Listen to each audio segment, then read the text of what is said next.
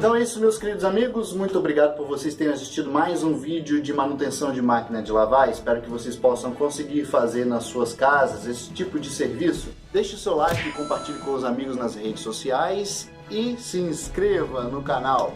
E até o próximo vídeo!